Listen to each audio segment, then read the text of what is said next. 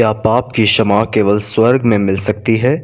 हिंदू धर्म में पाप और पुण्य, कर्म और उसके फल और मोक्ष की प्राप्ति जैसे विषयों पर गहरी और दार्शनिक दृष्टि प्रस्तुत की गई है। पाप की क्षमा केवल स्वर्ग में ही मिल सकती है या नहीं? यह एक ऐसा प्रश्न है जो मानव मस्तिष्क में सदियों से जिज्ञासा उत्पन्न करता रहा है। इस पर चर्चा करने के लिए हमें धर्मशास्त्रों, पुराणों और गीता जैसी ग्रंथों का सहारा लेना होगा। आइए इसके बारे में विस्तार से जानते हैं। पाप का अर्थ ऐसा कार्य जो धर्म और नैतिकता के विरुद्ध हो। ये कार्य न केवल दूसरों को हानि पहुंचाते हैं बल्कि आत्मा को भी दूषित करते हैं। हिंदू धर्म में पाप को मानसिक, वाणी से और कायिक, शारीरिक रूप से विभाजित किया गया है।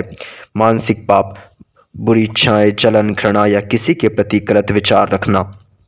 वाचिक पाप झूठ बोलना, किसी को अपमानित करना या गंदे वचन कहना। कायिक पाप किसी को शारीरिक नुकसान पहुंचाना, चोरी करना, हिंसा करना। धर्म ग्रंथ कहते हैं कि पाप कर्मों से आत्मा का बंधन बढ़ते हैं जो मोक्ष के मार्ग में बाधा उत्पन्न करते हैं। स्वर्ग का वर्णन हिंदू धर्म में ऐसी जगह के रूप में किया गया है जहां आत्मा अपने पुण्य कर्मों का फल भोगती है। यह ईश्वर की कृपा और मोक्ष प्राप्ति के मार्ग पर एक चरण माना गया है। स्वर्ग को देवताओं और दिव्य आत्माओं का निवास स्थान कहा गया है। यहाँ आत्मा को सुख, शांति और आनंद की प्राप्ति होती है।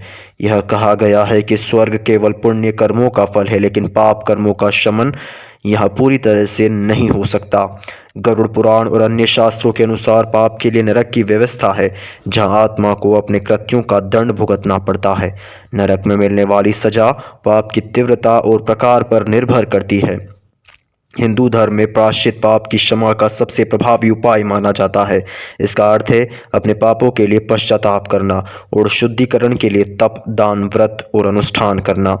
कठोर साधना और ध्यान के माध्यम से आत्मा को शुद्ध करना तपस्या है।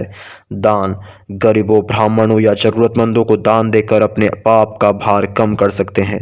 व्रत, विशेष व्रत और उपवास रखकर भगवान को क्षमा मांग सकते हैं। उदाहरण, राजा अज्ञात शत्रु ने अपने पापों का प्रायश्चित भगवान बुद्ध से ज्ञान प्राप्त कर लिया। गीता के अनुसार भगवान की शरण में जाने से सभी पाप क्षमा हो सकते हैं। भक्ति मार्ग में कहा गया है कि सच्चे हृदय से भगवान की आराधना करने से भी पापों की क्षमा हो सकती है। तुलसीदास ने कहा है, हरि नाम को जाप मिटा दे सब पाप। रामायण में वर्णित है कि शबरी ने राम के नाम का स्मरण किया और मोक्ष प्राप्त किया। हिंदू धर्म में कर्म का सिद्धांत बताता है कि प्रत्येक आत्मा को अपने कर्मों का फल भोगना पड़ता है। अच्छे कर्मों से पाप का बोझ कम किया जा सकता है। पुनर्जन्म के चक्र में प्रवेश कर आत्मा अपने पाप और पुण्य का हिसाब करती है। पापों की क्षमा स्वर्ग में मिलने वाले अर्थ केवल यह है कि आत्मा को वहां पवित्र होने का अवसर मिलता है, लेकिन यह पूर्ण क्षमा का स्थान नहीं है। पापों की क्षमा के लिए निम्नलिखित बिंदु महत्वपूर्ण है, आइए जानते हैं।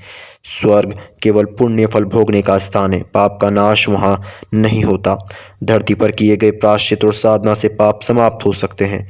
भगवान की कृपा और शरण में जाने से किसी भी स्थान पर पापों की क्षमा हो सकती है। योग और ध्यान, योग के माध्यम से आत्मा को शुद्ध किया जा सकता है। ध्यान के द्वारा मन को कर्मों का नियंत्रण पाया जा सकता है।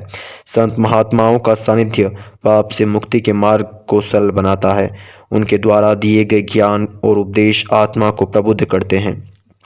धार्मिक ग्रंथों का अध्ययन करने से सही और गलत का ज्ञान होता है, जिससे पाप कर्मों को बचाया जा